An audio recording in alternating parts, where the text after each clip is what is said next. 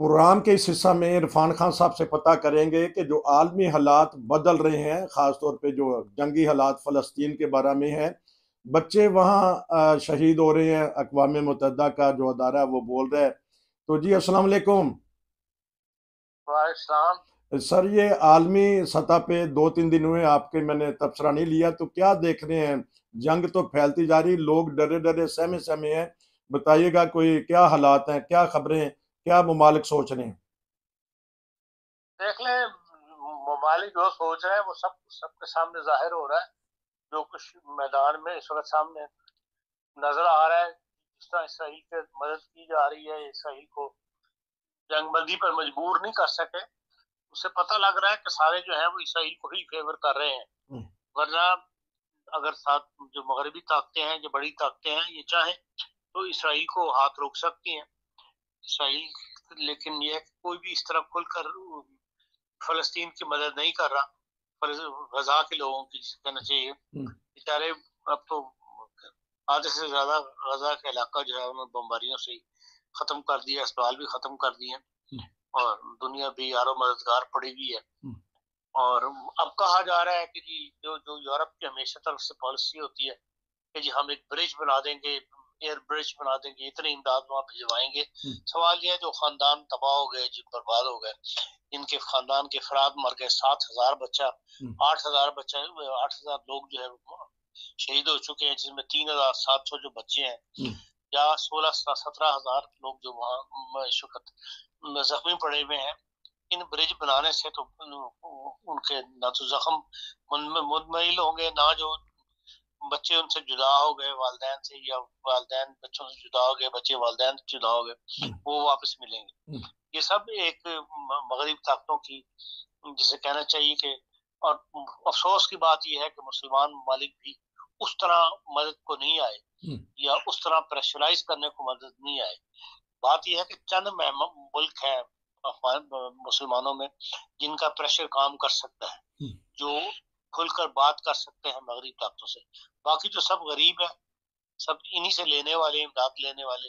इमदाद लेने वाले तो उस मुल्क से इमदाद बंदा ले रहा हो, उसके आगे खड़ा तो नहीं हो सकता। लेकिन जो चंद बड़े लोग थे महमदा, उन्होंने भी वो नहीं किया। और मुझे इस बात का अफसोस, बहुत ही अफसोस हुआ कि जो जनरल असम्बली में जंगबंदी के लिए इन्होंने राय शुमारी करवाई थी, हम्म। उसके अंदर 120 वोट पड़े हैं सिर्फ उसकी फेवर में कि जंगबंदी होनी चाहिए, हम्म। और 14 वोट मुखालफत में पड़े हैं। हम्म। लेकिन 43 वोट जो गैर जानिबदार रहे, अच्छा। उसके अंदर मुसलमान मुल्क भी शामिल है। अच्छा। उसमें इराक भी शामिल है, हाँ। उसमें सूडान भी शामिल है, हम्म। उसमें ट्यूनिस भी शामिल है, ओ। और 5-7 अरब मुल्क, ये मुसलमान मुल्क शामिल हैं, जिन्होंने जंगबंदी की मुखालफत भी नहीं की और फिर ने इस गैर जानबदार रहने का मतलब ये है कि बेशक जंग जारी है, हम्म। हमें कोई इस पर इतराज नहीं है। हम्म। और इसराइल इस हद तक बिखरा हुआ है कि जो जर्मनी भी गैर जानबदार मुल्कों में शामिल था, और उसकी वजह से उन्होंने बहुत ज्यादा सख्त बयान जर्मनी के खिलाफ इस वक्त इसराइल की हुकूमत दे रही है अच्छा। कि भाई ये क्यों गैर जानबदार है। जब पूरी मगरबी दुनिया ने हमें फेवर किया, तो इनको भी हमारे फेवर मुखालत में वोट नहीं देना चाहिए था, ये गैर जानबदार ही नहीं चाहिए था। तो इसलिए ये सब तमाम की तमाम ताकतें जो है, ये इस वक्त मुसलमानों पर या फलस्तीन पर जो बुरा वक्त आया हुआ है, हम्म। और उसके आसार यही नजर आ रहे हैं कि ये एक बड़ा हमला होगा, हमला है। और इसराइल जब तक जो उनका अज़म है उसको मुकम्मल नहीं कर लेंगे, उस मिशन को कंप्लीट नहीं कर लेंगे, जंगी मिशन जो उन्होंने हम्म। जो जिसके लिए उन्होंने सारी कार्रवाई डाली है, उस वक्त वो पीछे नहीं हटेगा या खामोश नहीं होगा। और ये सब जंग बंदी की बातें जो हैं, ये ऐलानात और सब रहेंगे, इससे ज्यादा कुछ नहीं कर सकेगा। पाकिस्तान का जो वजीर मुनीर अकरम ने जो कल तकरीर की है, हम्म। कनाडा के जवाब के अंदर बड़ी अच्छी तकरीर की है, हम्म। लेकिन हम बेबस लोग हैं। हम्म।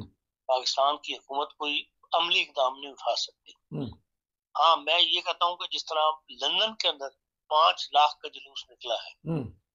लोगों का हम्म। इस जंग के खिलाफ, इस किस्म का जुलूस पाकिस्तान में भी निकलना चाहिए, अच्छा। और हर अरब मुल्क में निकलना चाहिए। हम्म। और किसी भी उसमें सियासी पार्टी का कोई परचम नहीं होना चाहिए। हम्म। पूरे एज ए मुल्क की पूरी आबादी को इकट्ठे होकर जुलूस ने इत्तेहाद करके निकालना चाहिए, ताकि दुनिया के अंदर एक प्रेशर डेवलप हो कि हाँ भाई ये जुल्म बंद करवाया जाए।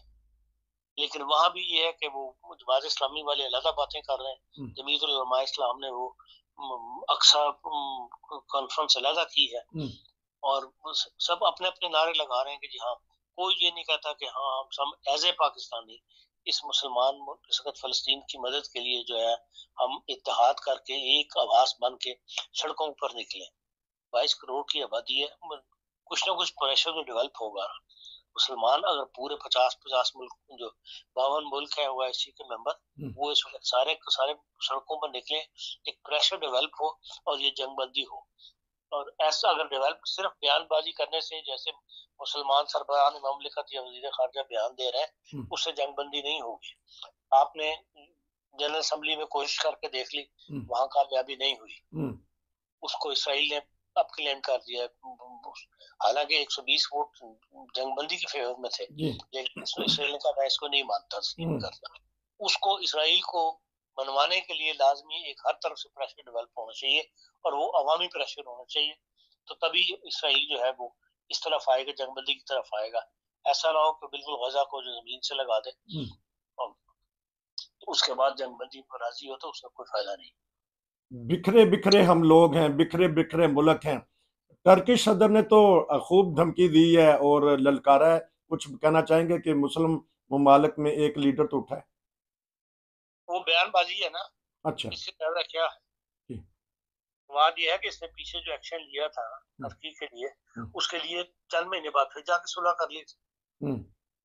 तो इसलिए ये बयानबाजी से बात नहीं बनेगी। हाँ, पूरा टर्की खड़ा हो जाए, फिर हुकूमत की जो बात होगी उसमें और वजन होता है। तो पाकिस्तान की हुकूमती बात जो कोशिश कर रही है, उसमें वजन तभी पैदा होगा कि पूरे अवाम साथ उससे खड़े हो जाए। तो लेकिन हमारी कमजोरी ये है कि जब जुलूस निकलते हैं वो तोड़ फोड़ शुरू कर देते हैं। हमने तौहीन रसालत में देख लिया, जुलूस निकाल के लोगों की तो जायदादें लूट ली और जला दी। वो और मसला था, ये और मसला है। इसके ऊपर बाहर लोगों को ये अंदाजा तो होना चाहिए कि भाई जो हमारा मुल्क के अंदर ही मुल्क दुश्मन अनासर क्योंकि मुल्क में मौजूद है, इसलिए इस गैदरिंग से या इस मुजाहरों से फायदा उठा लेते हैं कि जहाँ लाखों लोग सड़कों पर हो, वहाँ वो अपना काम भी कर लेते हैं। भारत को सिक्योरिटी इंतजाम करना चाहिए। 5 लाख की फौज किस लिए रखी हुई है? कोई ना कोई हल तो, जो मसला हो उसका हल तो निकालना होता है कि निकालना, निकालें उस फौज को और सिक्योरिटी करवाएं लोगों से, और लोग जो है वो सड़कों पर निकले हैं पूरे पाकिस्तान से, और फलस्तीन के हक में जो है नारे लगाए, ताकि प्रेशर जो है डेवलप होगा। तो जर्मनी का गैर जानिबदाराना रहना इंसानी हमदर्दी के लिए या कोई इनकी और पॉलिसी है? नहीं, इनकी पॉलिसी बस बेसिकली तो ये उनको सपोर्ट कर रहे हैं इसराइल को, तो मुंह दिखाने के लिए अरब मुल्कों के लिए कि इन्होंने सबने अपना माल बेचना होता है, इसलिए ये दिखा दिया कि हम गैर जानबदार रहे हैं।